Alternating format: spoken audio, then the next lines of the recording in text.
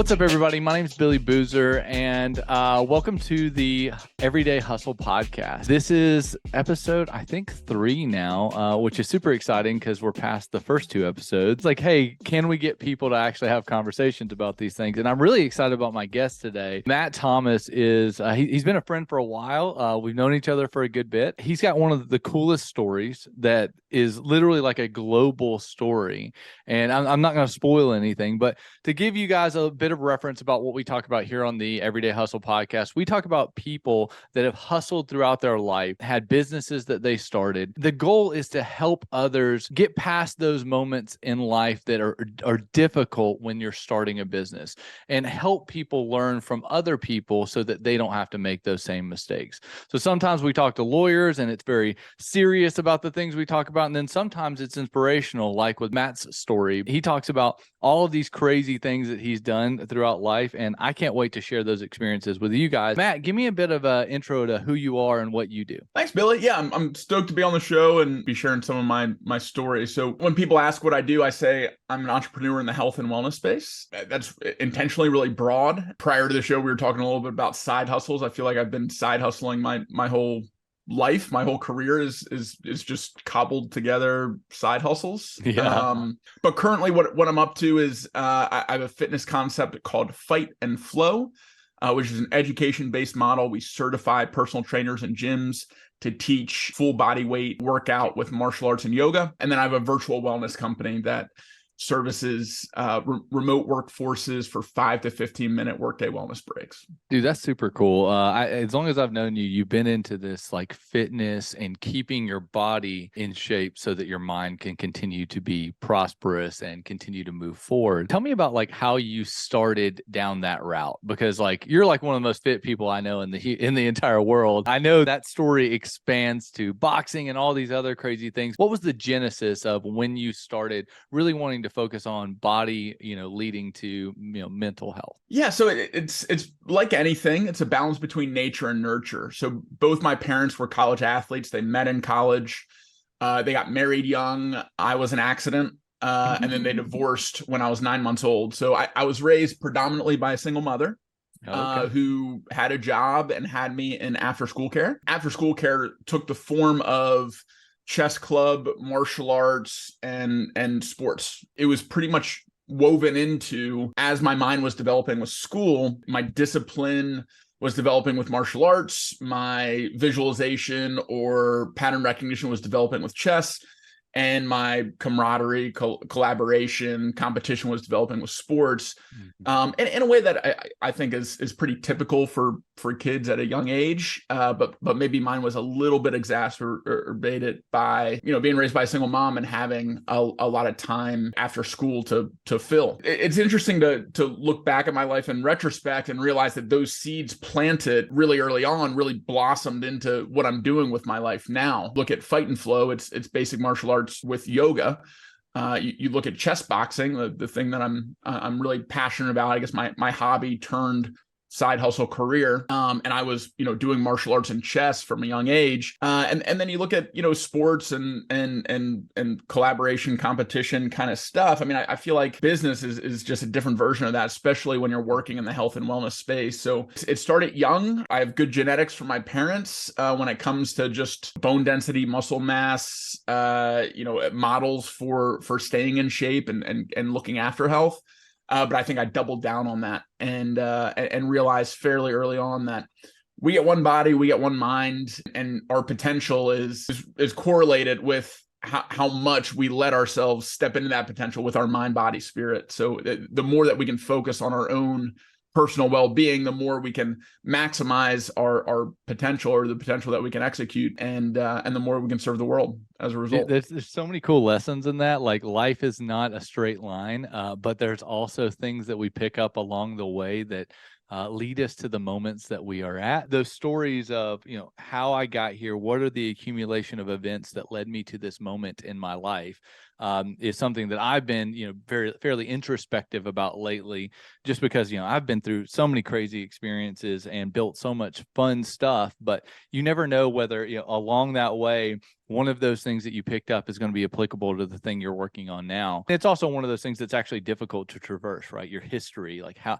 does that apply to today? So you talked about earlier, you have been in this feeling as though it's a perpetual state of side hustle your entire life. What was your first like entrepreneurial endeavor? Yeah, it was in elementary school. I had two sort of businesses. One, I would raid the classroom supply closet for the packs of staples. Yeah. And I would have them under my desk, and I would unclamp them or like I would separate them and then clamp them together into rings, bracelets, and necklaces. Oh, that's super cool. So like half my grade at some point were wearing staple jewelry made by That's Matt. super cool. So yeah, very low overhead because I was stealing. Yes. But sometimes it was barter system. I would trade for, other kind of knickknacks, and sometimes it was money. And, there were prices according to what type of jewelry you were buying. And I figured out how to get what you want to buy next, right? Like when I was a kid, I was like, I'm going to price this thing based on what I want to get out of this next thing. Yeah. My kind of like first side hustle in middle school, really. Well, I had one before that where I wrote a small short story when I was a kid. In our school, we had this program where they would publish a book for you. And it was fake publishing. It was really just GBC binding and, some lamination and stuff. But then as a part of that, they would produce those for you. And then if you could get some of those pre-sold to family members, then you would, be able to begin to sell a few of them. And I think I sold maybe 30 of them when I was a kid at like $3 a pop or something like that. And it was all family, just, encouraging me to have agency, feel as though there was value in the things that I created. And then when I was in middle school, my real like two good side hustles were selling candy out of my locker. We would go to Sam's Club and I was like, man, that Bubblicious, man, they're selling it for like $2 or $1 at the concession stand, and they're getting it for nothing. So like the economics begin to make sense. And then I wasn't really like a gamer per se when I was a kid. I really was focused on sports, but I would see kids pick up Magic the Gathering card. Then they would hold them with value. And then I got I bought a couple from a friend with my gum money or my candy money. And then a couple of them were worth a decent amount of money. I had like a 3-headed dragon or something like that, a blue dragon that ended up being worth like $60 back in the day. I was like, I've got to keep doing this. So just started selling them. And I think I told this story the other day. I don't think I ever played one game or like one actually match of Magic the Gathering, but I definitely sold maybe, a few hundred cards when I was a kid doing that. Along the way, I'm sure there have been, missteps or difficult times. Tell me about one of those difficult times that you've run through being an entrepreneur, because just like we said a minute ago, it's not as linear as people hope it is. It takes longer than we expected. And I know through my life, I've started many businesses to this point, and many more of them have failed than have been successful, right? So like, tell me about, one of those moments in time where it was difficult and what you did to get past that. I guess for context, we know each other through Atlanta Tech Village. So a startup community, mainly focus on I'd say B2B SaaS. Most of the companies where I was when we met was Sales Loft. I was a 22nd employee at Sales Loft. I left Sales Loft to join Roadie. I was 7th employee at Roadie. Both had big exits last year. Yep. And I never joined either one of those companies expecting to hitch my wagon to their horse and ride off into the sunset. Mm-hmm. I joined those to learn from accomplished entrepreneurs and have a safety net. Like while I learned what it took to build a startup, those well-funded, on the right track kind of companies could up into the provide right some companies. Yeah, some guardrails. When I first left, I decided to travel for a while, and so I lived abroad for a year. My home base was Costa Rica, but I went to 35 countries. While I was doing this, I was building Instagram accounts. Was like my main source of income while doing digital marketing. It was a ton of work, and less so on the building the Instagram account side, and more so on the client relationship management side. Mm-hmm. Of just, you're dealing with one person that's trying to grow their personal brand. That is one account that's paying month to month, and you need 100 of them to be a viable business. You aren't dealing with companies that can, pay a big budget. You're dealing with individuals that are investing into a personal brand. So I was good at sales and not as good at maintaining the accounts and the relationships. There's this convergence of Instagram changing their platform and their algorithm at the same time that I kind of had a critical mass of clients and was spread super thin. And I reached a near breaking point where it was my first exit by necessity or urgency. Because I was like, my mental health is suffering. I hate doing this now. And I needed to find someone else that was doing this, that wanted my client list, that had a better infrastructure and wanted to continue working within Instagram's little world. And was lucky enough to find that. But there were about 3 months there where I was like hating my life every day, trying to grow these things and deal with these people and maintain some sort of income while I was abroad. And I think the most clear and powerful lessons that I've learned are through experiences like that, the ones that kind of hurt. My background is martial arts and specifically boxing. It's like you don't learn by hitting a heavy bag. It's a good place to get reps. You learn by sparring. You learn by getting cracked and being like, oh, I lower my rear hand when I throw a jab, and that's why they landed that lead hook. Yeah. And same with this is, in that business, I was trying to do everything. I was trying to be all things to all people. I was spread super thin. I was making decent money.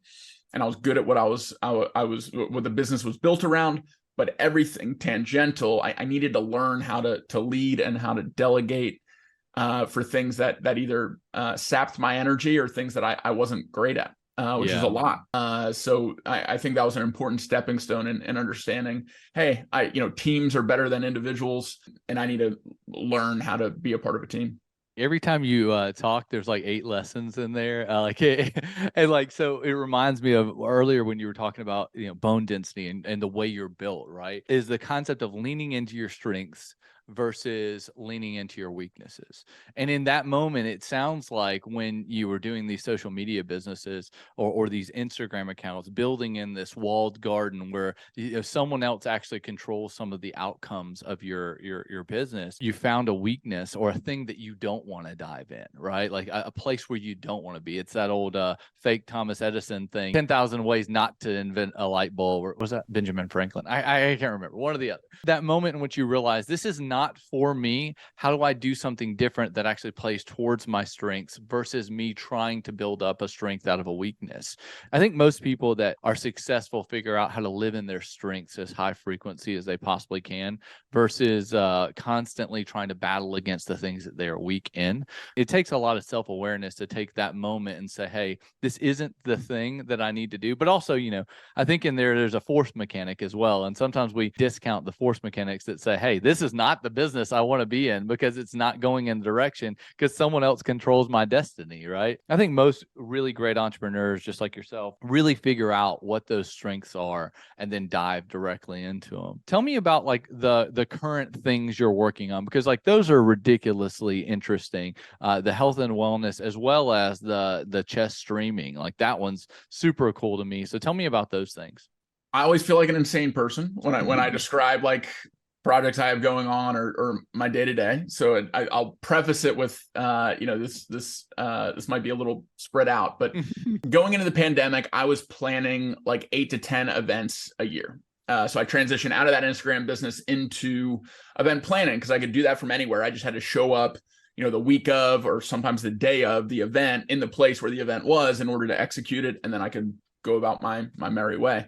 COVID shut that down. So I had a lot of bandwidth and almost like a reset button got hit on my life. The only event that kind of stuck around was my nonprofit called Brawl for a Cause. We do charity boxing events for first-time fighters to take a punch for something that they personally believe in. So they choose a charity, we train them, they fundraise. Everyone that donates gets to watch them get a black eye for something that they really care about.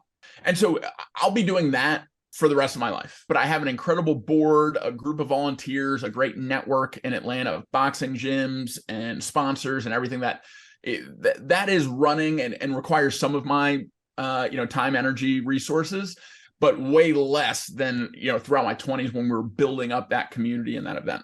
Yeah. So during COVID, I was able to kind of look at myself and exercise some of the self-awareness that you're talking about, which I think is one of the most important things to develop early in life. I had time and space and a ton of downtime like everyone else did to really assess like, okay, what's next? And this came after periods of B2B SaaS high pace. If you know Kyle Porter and Rob Foreman and Tim Dorr at SalesLoft, it's like they're maximizers, high energy systems, the whole deal. I was like, okay, that's not I learned a lot from that, but that's not really me. Yeah. Rody was like storytelling, marketing, raise a bunch of money, hope it works. And it did work. And I was like, okay, is that me? Like, do I want to be beholden to a bunch of, VCs or investors? Probably not. I like the bootstrap lifestyle business kind of vibe. Mm-hmm. And then so I just looked inward. It's like, what am I passionate about? And I'm really passionate about taking care of myself and taking care of others in the same way.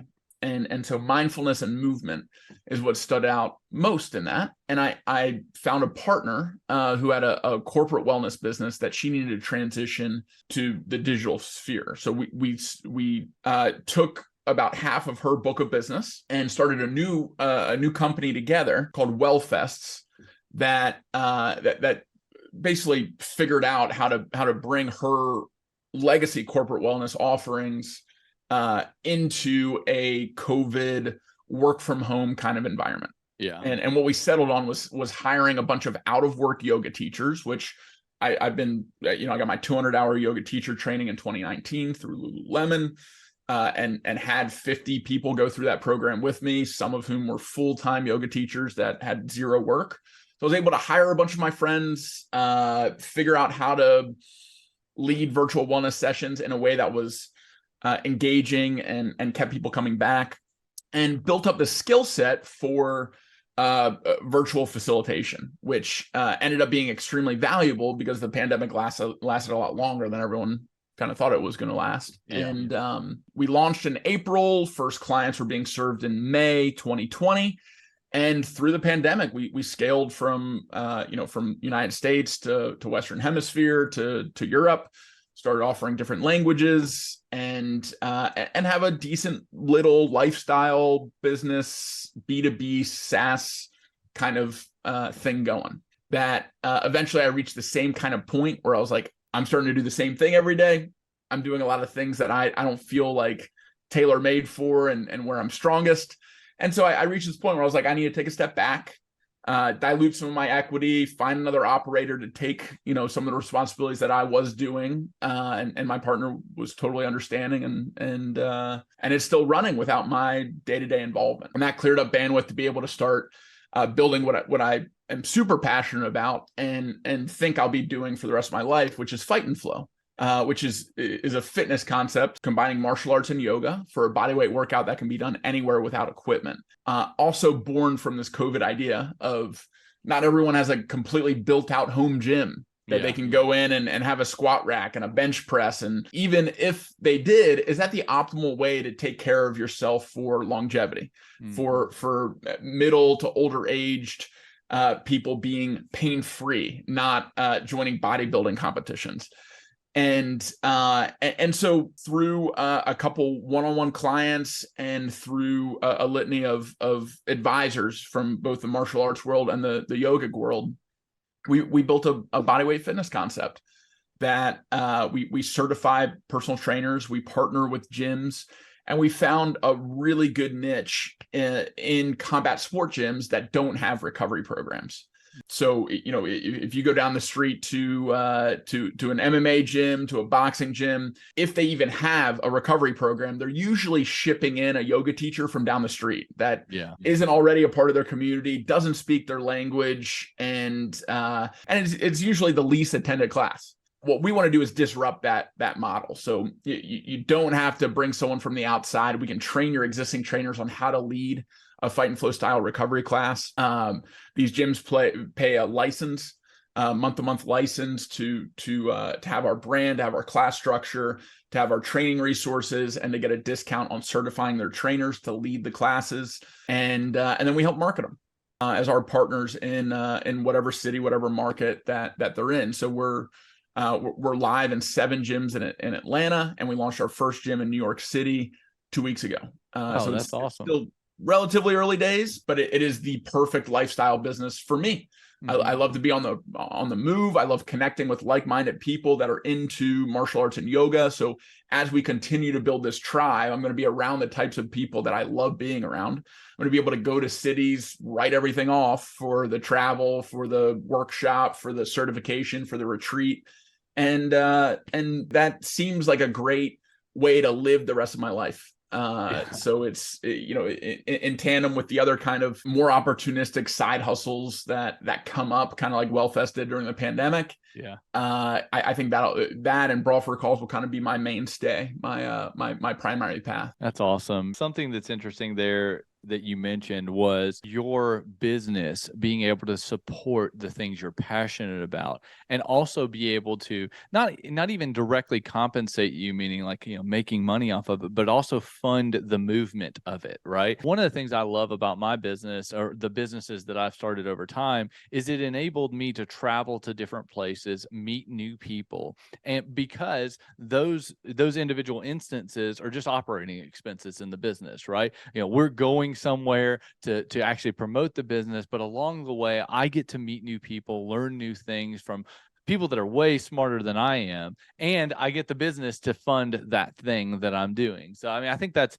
like a really beautiful aspect of it. Something that's kind of like a recurring theme, I guess, from what you're saying about each one of the businesses you started, was it seems like a lot of them have gotten to a point in which you wanted to transition out of that business, but you also wanted to keep it alive, right? Like Brawl for a Cause has people that are vested and interested in making sure it's successful over a longer period in time. Wellfest has people vested and interested in making it be successful for other people for a long time, but it doesn't necessarily mean you have to be there. So tell me about, like, how do you make the decision? It sounds like it's probably based on the alignment of what your goals are, but have you ever been introspective to the point in which you're like, am I the person that gets it from A to B and then someone else takes it from C to Z, right? Like is that part of the thought process when you go into starting something, or like, how do you think about that?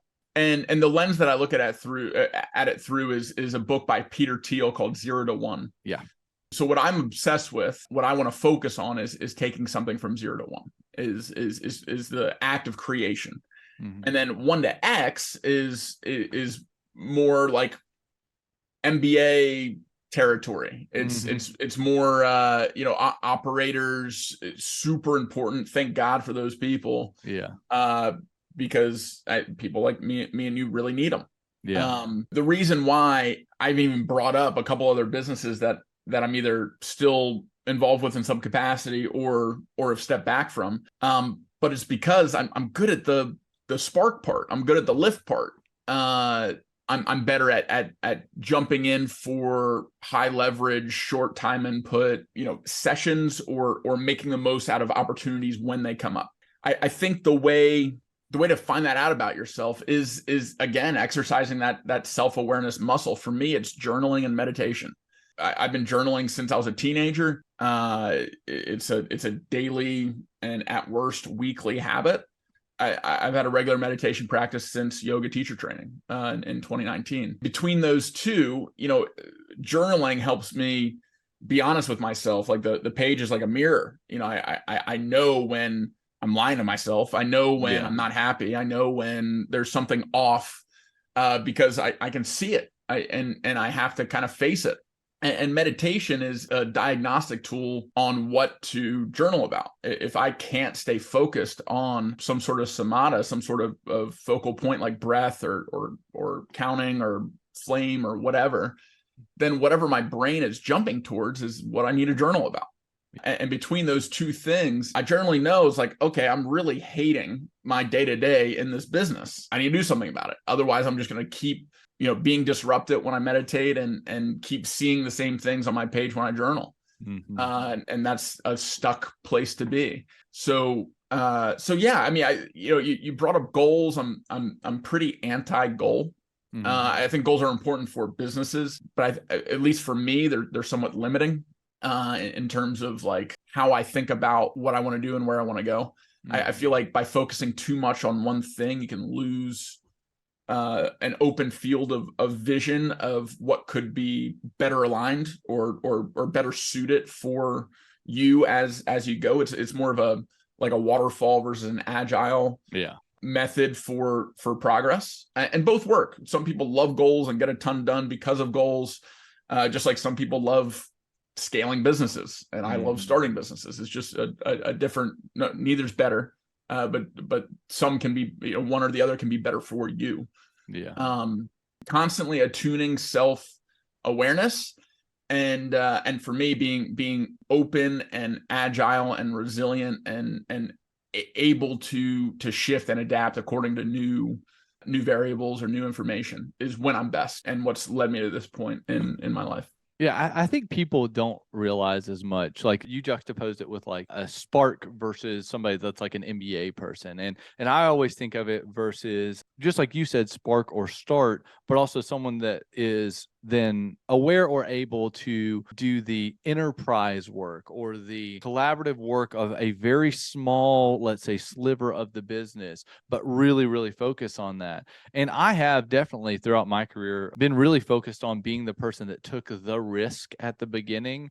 I think that most of the people that are willing to do those kind of enterprisey MBA style things are not people that are willing to take the risk of starting the thing. It has to be de-risked for them at that point. And it's probably pattern matched to our education patterns. Like, for instance, I dropped out of college. I taught myself software, right? Most of the people that I know that are at enterprise businesses had computer science degrees, software engineering degrees, and they really want to exercise that muscle in a very, specific way, versus I want to be very broad in the way that I exercise that muscle, right? How do I connect these things across many different planes to create a solution or a problem-solving mechanic that then enables other people to be successful through that software? And then once it gets to a point, it's like, do I really want to participate in this? The only way that I've ever found personal gratification in the furthered participation is when the mission is very, very ingrained in the process, or the mission is very ingrained in what I feel is important to actually execute and make sure that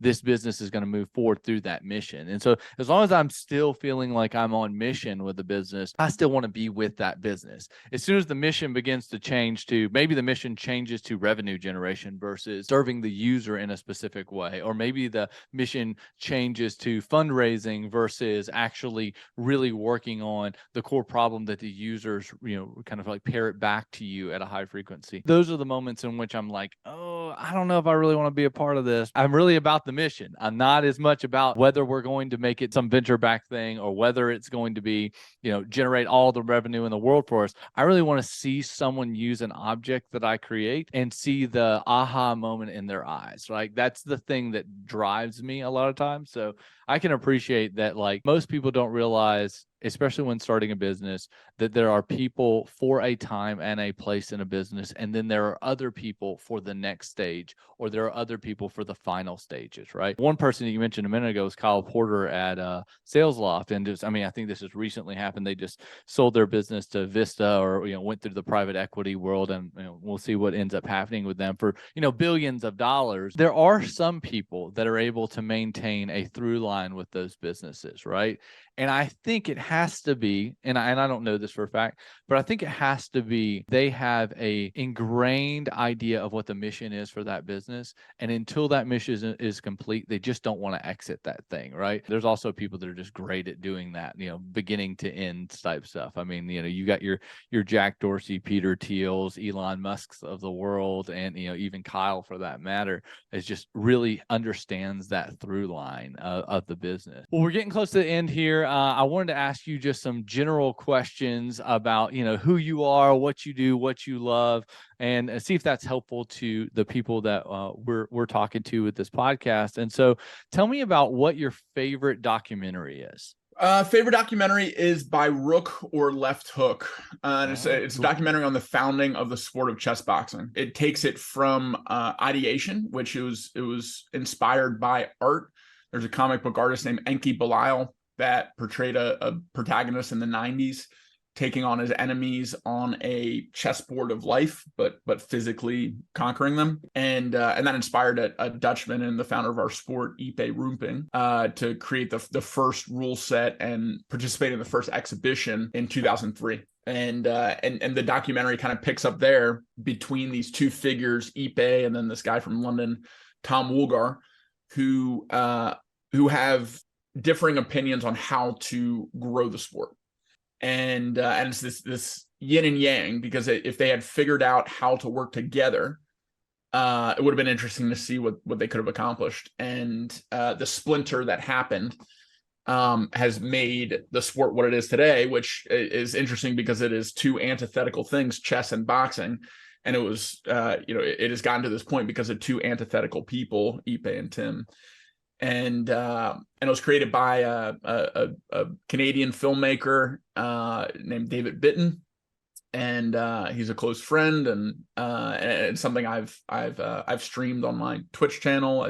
We have watch parties for it and stuff to help the sport of chess boxing get out there more. So it's by Rook or Left Hook. Oh, that's cool. It for some reason immediately popped up that scene in my mind on Harry Potter where they're riding the chess pieces and battling them and everything. So, and I also find it really interesting that there's always this in sports and the creation of these types of entities. There's always these two opposing things. There was this in the UFC with Dana White, the Fratellis, and whoever the guy was that started the actual brand UFC, right? There were two people at the same time or at similar times trying to go at this same thing and had different methodologies or edicts that they were going towards that actually led them to either compromise or defeat one or the other, right? But without a doubt, both of them assimilate a bit of each other during the process, right? I've always found that to be a beautiful part of, building something, is that there's always something you're battling against. There's always something that is in opposition to the thing that you're doing. I would say that if there isn't something in opposition to the thing you're doing, then you probably aren't doing something of any value or any impact. But maybe I'm wrong in that. I'd love to be proven wrong. Tell me about like what your favorite business book is. Like that's one we always, come across as like something that will help other people, get past a difficult issue or learn something that you wish you would have learned earlier. Yeah. I brought up 0 to 1 already. Yeah. That's kind of my startup Bible. Mm-hmm. If you want to be someone that is doing that 0 to 1 creation component in business building or value creation, I think it's a great book to start with, because having Peter Thiel's voice in your head when you're thinking through problems or assessing what opportunity to take, either as a founder or investor, I think it's invaluable knowledge to intake, and it's relatively short. It's an easy one to get through. So yeah, I've always been a hard thing about hard things guy. I think both of those books exhibit what it takes to actually get something off of the ground. Hard thing about hard things goes into some of the people are the most important part of building a business. Like the idea is not as important, the technology is not as important. It's the human beings executing on the day-to-day tasks that lead you to the accumulation of events of positive outcomes that will eventually, get you to where you want to go. And I've always liked the 0 to 1 of the world. And, the Peter Thiel voice is always fun as well. Yeah, you bring up another great with Ben Horowitz. Our first client for Fight and Flow was A16Z. Oh, really? Yeah, my ex-girlfriend is a partner at A16Z. So that was, they needed remote fitness options during the pandemic. And they were the first ones to sign up for a weekly. Well, that's funny because like when I was doing Truth Social, they were really interested in it because they thought the free speech, world was going crazy. And Andreessen, Mark Andreessen from Andreessen Horowitz talks a lot about the concept of the current thing, right? And during that time, he was really talking about what, like, if you continue to put your faith in the current thing, then you're really going to have trouble reconciling the next thing or the next current thing, right? I appreciate some of these business people becoming somewhat philosophers, except some of them are really, really bad at it. So hopefully we consolidate around the right voices. Okay, so last question. Tell me where people can find you. What's the thing you want people to take away from this, and where do you want them to, contact you at? Yeah, so I'm at Moving with Matt with one T everywhere. Twitter, Twitter, Instagram, Twitch, YouTube. I live stream 3 to 5 times a week on Twitch. That's my main microphone and outlet these days. But uploading chess, fitness, commentary kind of content on YouTube, mostly from the live streams. If you're interested in martial arts, yoga, chess, boxing, mindfulness, movement, would love to hear from you. Just, moving with Matt on everything. Awesome. Well, I really appreciate you taking the time today. These are one of those conversations that I think we could go on for like a couple of hours, unpacking all of the things that like you've done, all of the countries you've been to, all of the experiences that you've had, general entrepreneurial journey that has not taken that straight line, but pattern matches to a lot of the things that I've done throughout my life, except for I haven't been to 30 or 40 countries, which is a pretty cool thing. But I really appreciate you taking the time today. Like always, I really appreciate everybody that's listening in and tuning in to the Everyday Hustle podcast. I hope you like the name because, we're really still testing this. The Everyday Hustle podcast is really built for the earliest stage of trying to figure out what you want to do with your side hustle and turning it into an actual business. So I hope you found value on this, and if you do, please make sure you smash the like buttons and do all of those fun things that everybody asked you to do. But I hope everybody has an absolutely fantastic day, and I will talk to y'all later. See ya. Keep hustling.